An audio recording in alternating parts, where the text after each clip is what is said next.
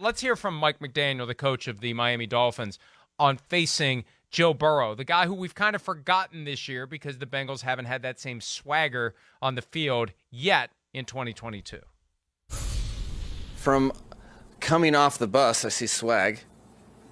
And then on the field, which, yeah, I have a sound place in my heart for that. But you really, really like, I don't know, I appreciate guys that, you're the number one pick in the draft. That is a burden for some.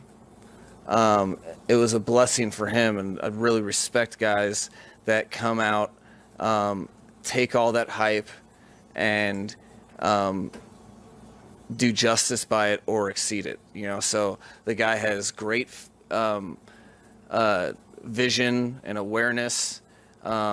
He's very mobile, both within the pocket, staying a passer and escaping to run. Great touch, great accuracy. He does, and he really not only makes plays for their offense, but he helps other players make plays because of his ball location. So I can't help but wonder as I listen to the front part of that about swag, if he's trying to maybe convince Tua to get a little be a little more like, be a little more like that, have a little more of that aura. Because hey, Tua was a 5th overall pick. Yeah, sometimes you just got to act like you're the man. You have it, and acting that way may translate into people thinking it and you going out and doing it. No doubt. You're right about that. I mean, Joe Burrow, he exudes it. He does. And it's not an in-your-face, cocky way about it. It's just like he believes in himself, and you can see he believes in himself, and you could see the players are also in that boat with him, and that's what's special about him. I think it's the biggest reason. I don't think the Bengals are panicked because they're just like, well, we got 9, and we got number 1 there. And, this O-line, it's new, and they'll get it figured out. But with number 9, he'll make it happen. And, that's where I'm excited. I'm excited about this side of the ball and this matchup right here. We talk about, hey, the Dolphins, and I know the Mike McDaniel offense, and we'll see where it goes. And we'll see as teams gather more information on it and break it down and all of that. We'll see where that goes. But to me, this side of the ball, when Burrow has the ball, is the key to the game. It is the key to the game, in my opinion, Mike. And for the big reason of we know the Dolphins' defense is thriving on making plays, making a play that kind of changes the football game. And they've done that in 2 out of the 3 games. And that's something tonight where Joe Burrow, no pass protection, Dolphins with all these blitzes and everything they do, one strip sack fumble, one, I'm getting hit as I throw, and the ball flies up in the air and we get an interception. It changes the dynamic of the game. It's what happened last week. I mean, Josh Allen and company, they should have a blitz picked up. Somebody messes up, boom, he gets sacked. They're kind of controlling the game early on, and there's a 4-yard drive or a touchdown for the Dolphins. Strip sack fumble, pick it up for a touchdown in week 1 against Mac Jones. So that's where I'm excited to see this, obviously because there's been pass protection issues, but the Dolphins are super aggressive, and they want to make a play on the defensive side of the ball. But at the same time, I think they're overly too aggressive, and that can be dangerous against this group here tonight because Jamar Chase has 4 rockets up his ass. It ain't that much farther behind than Tyreek Hill. You got to be scared about blitzing this crew and Boyd and Higgins, and we saw what they did last week in a few of those type of situations. So this is the matchup I'm very excited to see tonight, how the Bengals handle all this stuff the Dolphins throw at you. Yeah, there was the play that I think it was Burrow to Boyd on a blitz where a couple of Jets ran into each other, Keystone Cop style, and it went for a 56-yard catch and run for a touchdown. So Burrow thrives on the blitz, and he was only sacked twice last week. It's a big story when he's sacked 8, 9, 10 times. When he's only sacked twice, it doesn't even get mentioned. But so,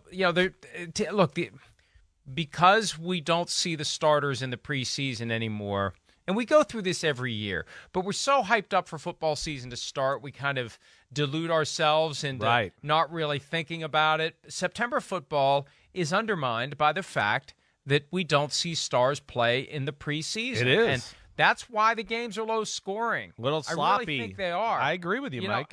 And this over-under bet that's more popular than ever now because gambling is legalized, I think we get disappointed when points aren't scored. People are inclined to bet the over. It's more fun to bet the over. Betting the under sucks. I picked the under last week in that Bears-Texans game. So It was did one of I. our best bets.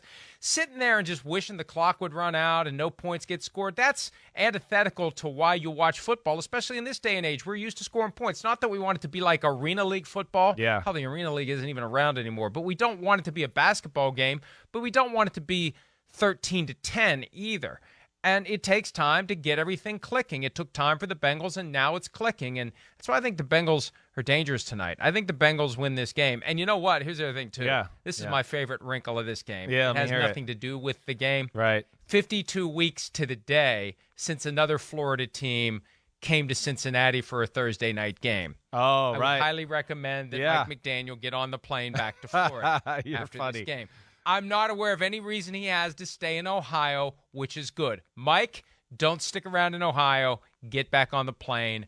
Go to Miami. Hashtag grinding. Come on, get back and grind in the office. You should do, Mike McDaniel.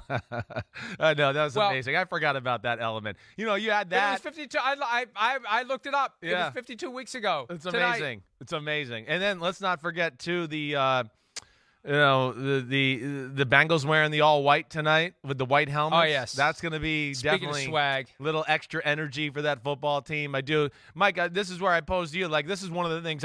Do you think the Dolphins last week extremely aggressive early on in the football game, and we saw the Bills just kind of march up and down the field and have answers for it, and Allen and them were tearing them up.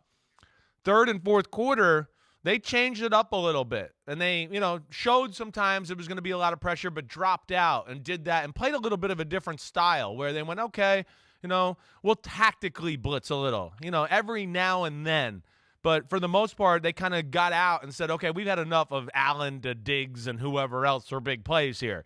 And what do you think? What's the, the pasta and meatball gut tell you there that Miami's approach will be tonight? You think they'll play it safe, or do you think they'll just continue to do what they've kind of done here, have done lately, and just, roll the dice, be aggressive, and hope their defense makes some plays?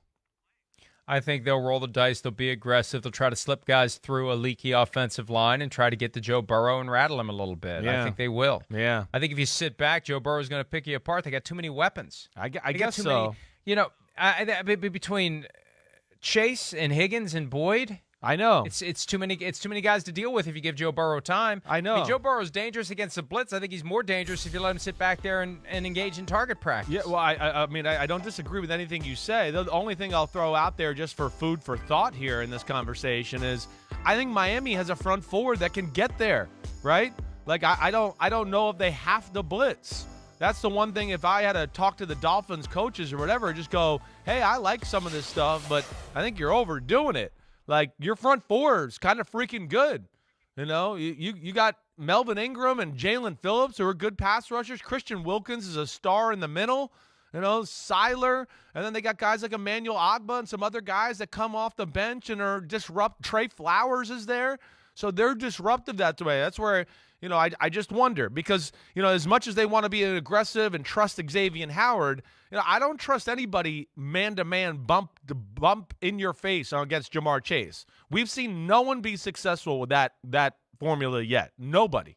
So that's where I'm just interested. And I hear your point. I mean, it's very real too.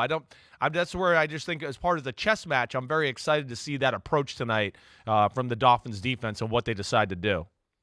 Do you think there's a temptation for defense coordinator Josh Boyer to continue to build this mystique of the defense where all the guys are up the line of scrimmage and we don't know who's coming? Look, that's the way you get noticed. That's the way you get talked about. That's the way you get on the list of guys who get interviewed to become head coaches. And we know every assistant coach who already is a coordinator wants to be a head coach. Nobody settles for being coordinator. They all think they can run the team. They all want to be the guy who runs the team.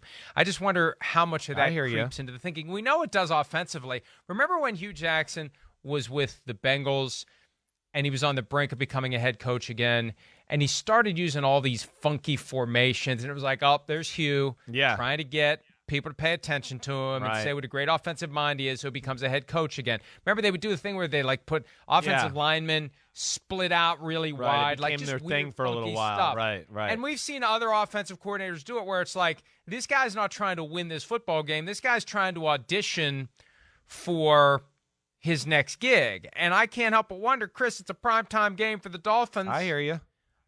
And what happened when we saw them on Thursday night last year against the Ravens? That was when they came out there with that whole, and bedeviled and confused and confounded the Ravens, and who's blitzing, who's coming, who's dropping into coverage.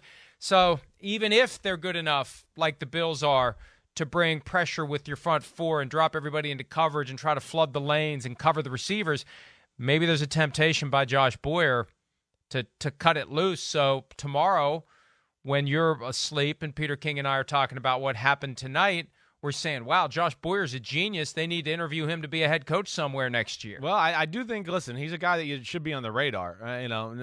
Personally speaking. There's always too many guys. There's too many blips on the radar. That's a problem. Yeah, you're right. They're looking for ways to get to the center. Yeah, I hear you. You're exactly right. Well, this is where, I feel like he's got to balance this, Josh Boyer, and the Dolphins got to balance it a little bit.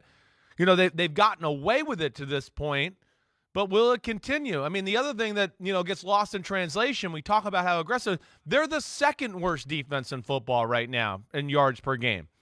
So, and as far as points scored, they're in the middle of the road. I just worry about, how long can you keep that up? How long can that go that way? And again, you take those chances and try to be in the center of the radar like you're talking about. Well, you take too many of those chances in a game like this tonight, you could be sitting there going, damn, it's 40-17 Bengals. Uh-oh, right? And then everybody goes, well, cross him off the radar list. So that's where they got to find the balance there a little bit, in my opinion. Like I said, it's worked out. They put pressure on you on both sides of the ball because of their weapons, and their scheme is cool and all of that. But I guess it's just, there's parts of me, like I said earlier, just like about the offense. I know they're good. I know the roster's talented. The coaching staff does some good things. I'm just saying I'm not sure how good yet. I'm still kind of in the process of trying to figure that out a little bit, I guess. And tonight will be another, notch of more info that we can put this together.